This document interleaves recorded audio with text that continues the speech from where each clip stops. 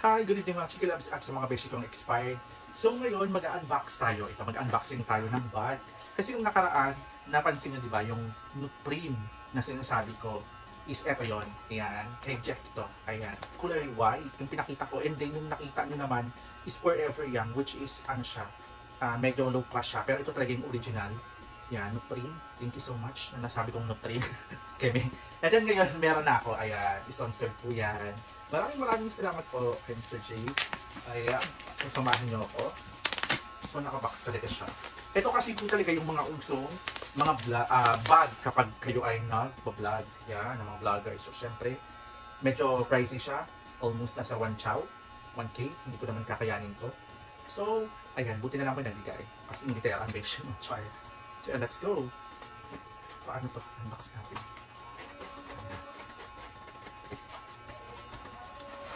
Simple lang yung box.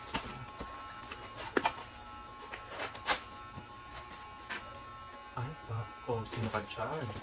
Kulay black. Ayan, kulay black siya. Ang social niya, mga Chikilabs at besh yung expert. Alam nyo kung bakit? Hindi ito basta-basta nagagasgas. Ayan. Talaga yung may ano siya. Quality siya. No plain. Ayan. Kaya ako nagkakamali. So, ayan. Yung mga uso ngayon. So, ito yung ano niya. Yung sa shoulder niya. Nakikita nyo naman. Diba? Ayan yung sa white. Kay Defto. Ito black. Parang gusto ko yung white. Mas maganda na. Pero, same lang din siya kasi universal color po itong dalawa. So, parang mas maganda para sa akin itong white. Pansinin. Pero itong black, ganun din naman. Mas madali din. Saka hindi siya basta-basta what you call this, madumihin. Kasi nga maganda yung quality niya, yung ganito hindi basta-basta nagagasgasan.